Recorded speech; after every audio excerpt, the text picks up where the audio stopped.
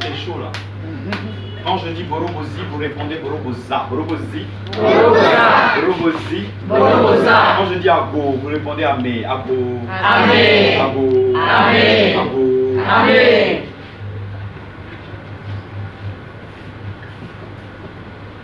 Tu es venu. Bonne arrivée. Nobles gens, on dit que lorsque la mémoire s'en va chercher du bois mort, elle rapporte toujours le fagot qui lui plaît. Et ce soir, ma mémoire vagabonde et voici ce qu'elle rapporte. Dans un pays lointain, vivait un jeune garçon du nom de Samba. Comment s'appelait-il? Samba. Samba n'était pas un garçon comme les autres. Très tôt, sa famille et son entourage avaient remarqué que Samba était très sensible à la musique.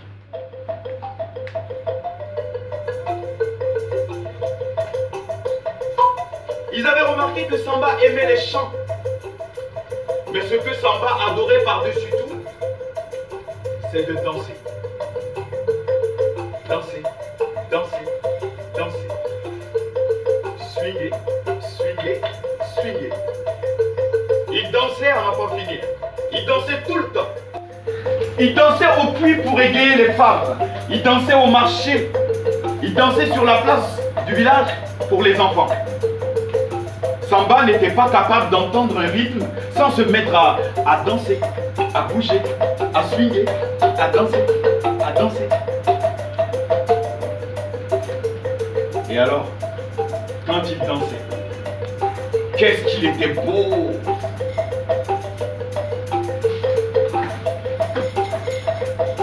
Il était d'une élégance sans pareille. Il était doté d'une agilité et d'une souplesse féline. On avait l'impression que ses longues jambes fines ne touchaient plus le sol. Tout le monde parlait de Samba. Samba par-ci, Samba par-là, Samba par-ci, Samba par-là. Et lui, il ne faisait que danser, bouger, danser, bouger, danser.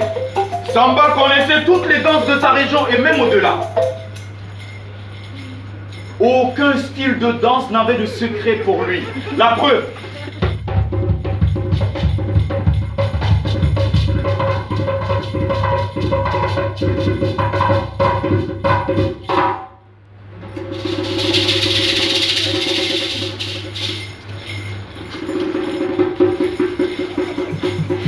Quand je dis Abo, vous répondez Amé. Abo. Amé. Abo. Amé. Borobozi. Boroboza. Samba vivait à l'époque du roi qu'on appelait Golgoka Sarambiwa Ozokina Mbe Chacha.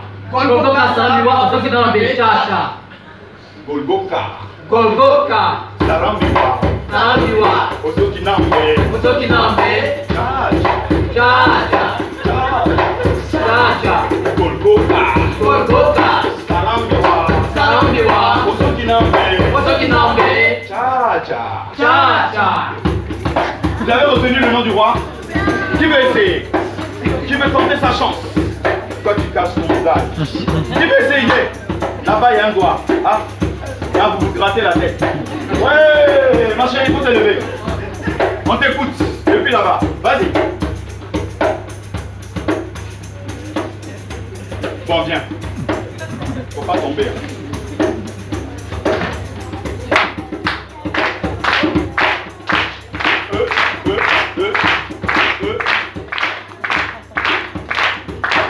J'ai retenu le nom du roi. Allez, je t'écoute. Vas-y, dis-moi à l'oreille. J'ai un peu oublié. J'ai un peu oublié. J'ai un peu oublié. J'ai un peu oublié. J'ai un peu oublié. J'ai un peu oublié.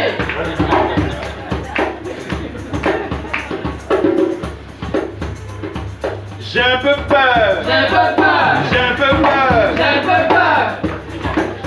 Ah, elle a dit Golgoka. Golgoka Sarambiwa. Sarambiwa D'accord. Ozokina Mbe. Ozokina Mbe Chacha. Chacha. Chacha. Chacha.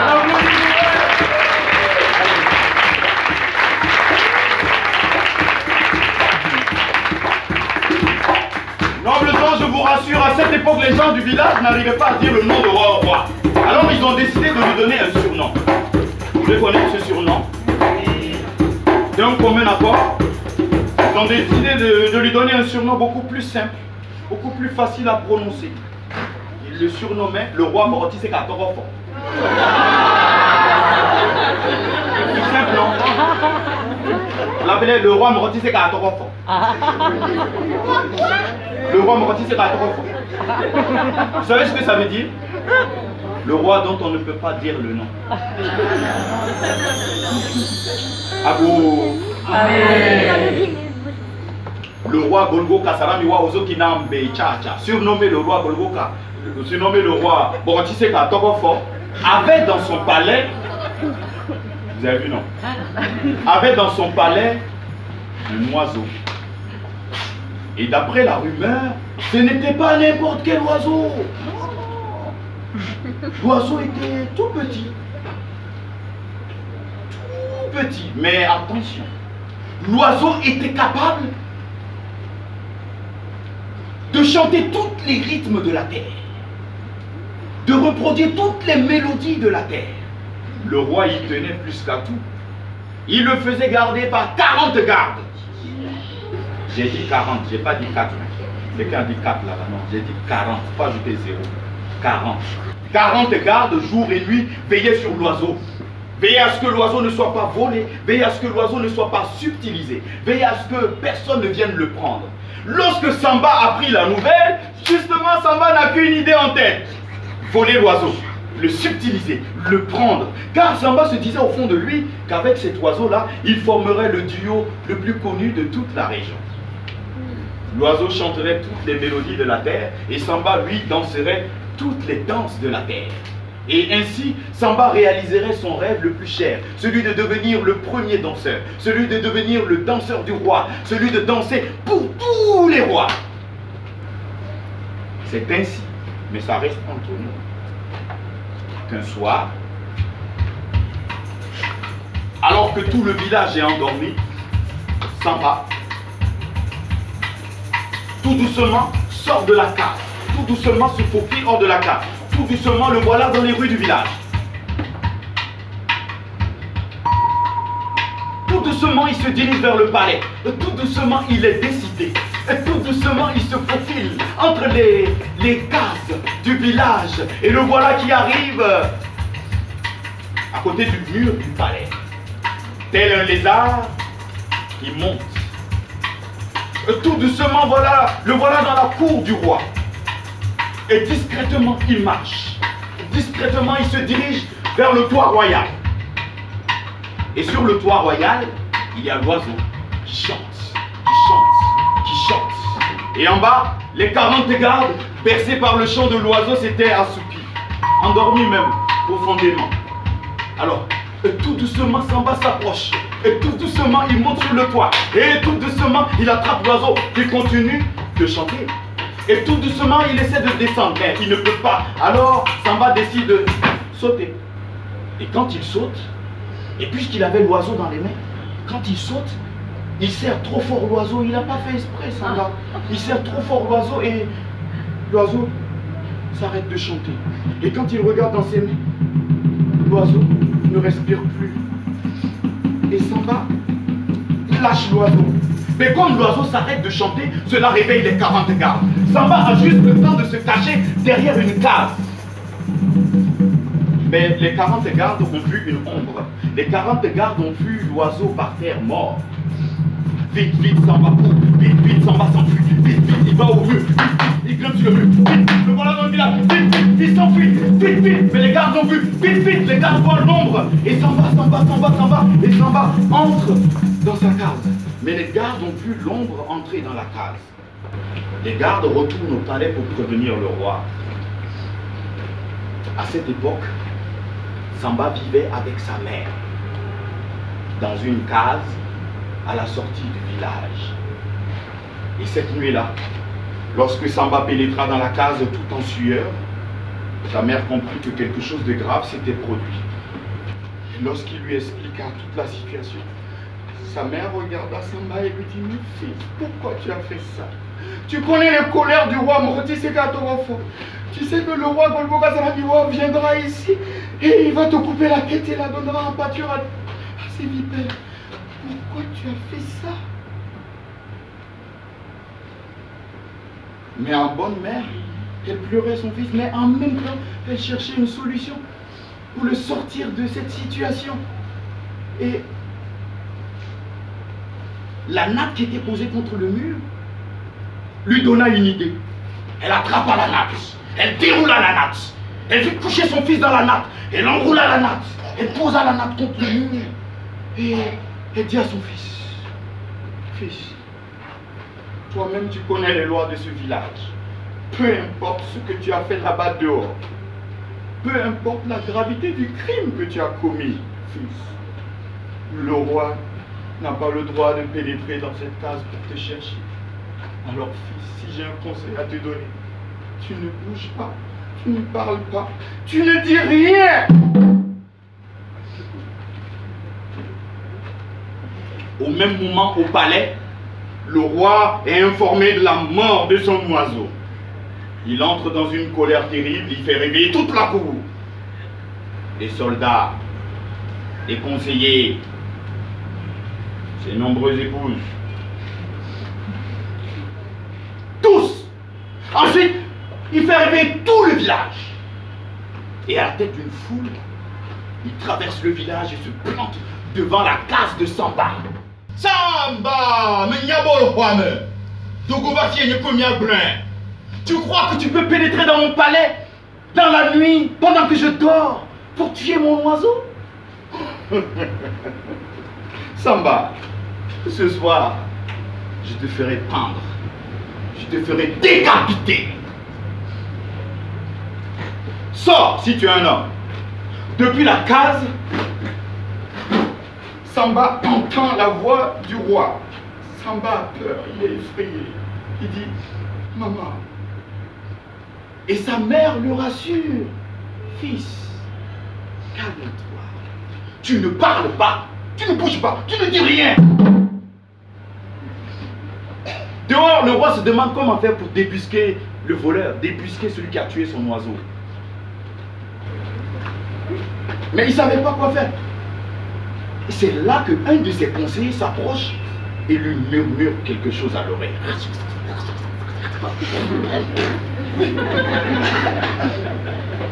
C'est comme ça qu'il faisait. Et le roi fait et lui de continuer.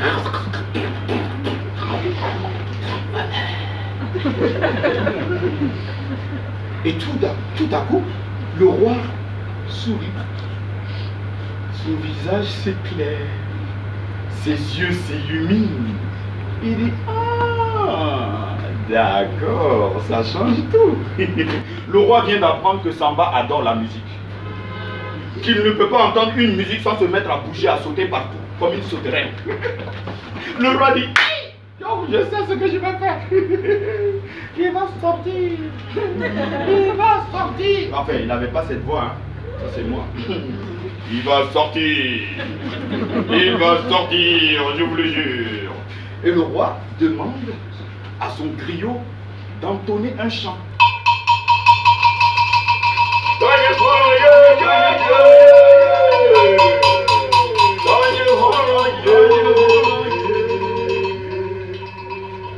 Depuis la case, Samba entend le chant. Samba adore ce chant. Samba connaît ce chant. Il n'a qu'une envie, c'est de bouger, de danser, de swinguer. Mais sa mère lui dit, fils, tu ne bouges pas, tu ne parles pas, tu ne dis rien.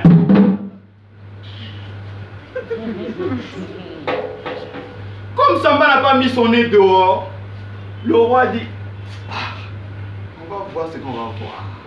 Le roi demande à la foule de chanter avec le griot.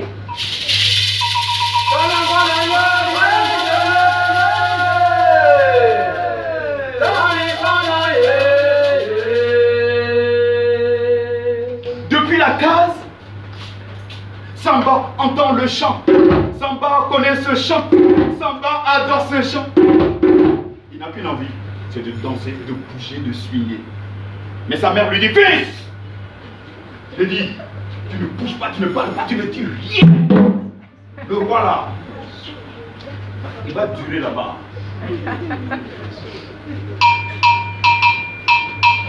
Alors le roi s'est dit, ah, d'accord, Samba, tu peux la jouer comme ça. Attends, tu vas voir. Aux grands mots, les grands moyens. Le roi demande qu'on aille chercher tous les musiciens du village. Et même ceux des villages voisins.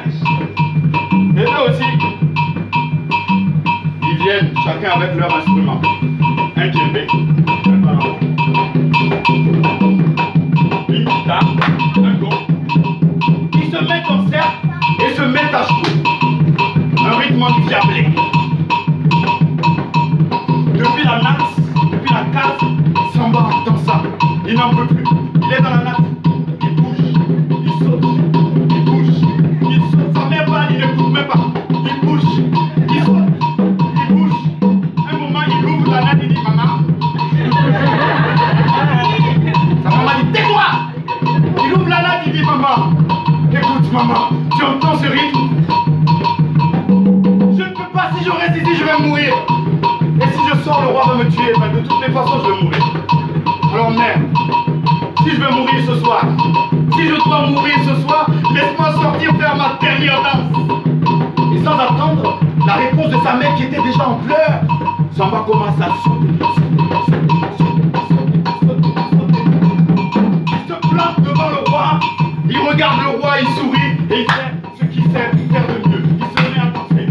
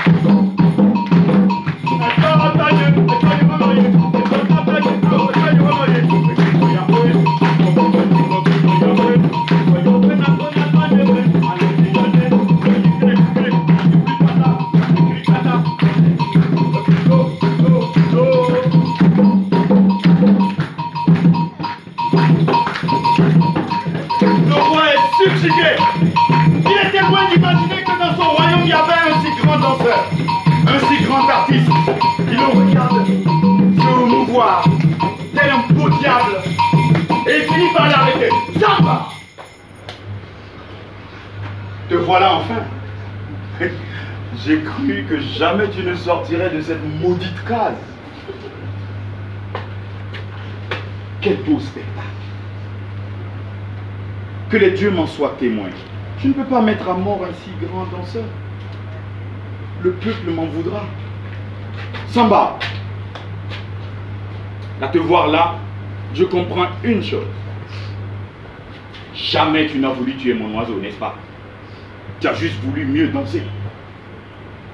C'était un accident, n'est-ce pas? Écoute-moi, fils. Je veux bien te pardonner. Mais à une condition. Que tu acceptes de devenir mon premier danseur. Tu viendras vivre au palais. Tu danseras pour égayer mes fêtes. Tu danseras pour mes invités. Tu danseras pour tous les autres rois qui viendront me voir. Es-tu d'accord?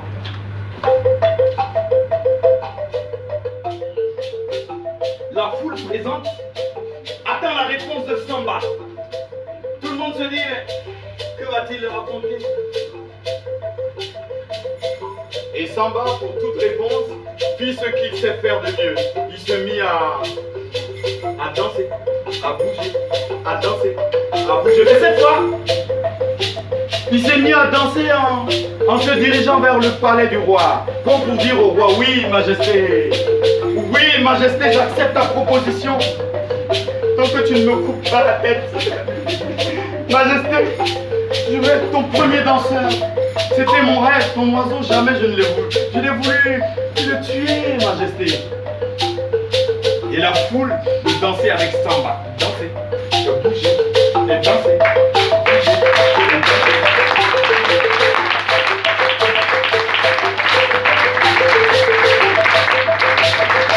Dans la case, la mère de Samba est émue.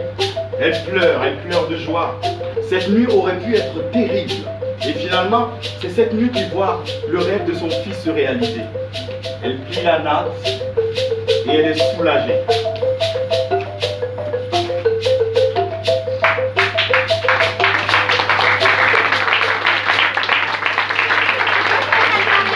Nobles gens, à vous le jour, à vous la nuit, à vous les contes, les légendes et les rêves, à vous les paroles oubliées et celles non dites.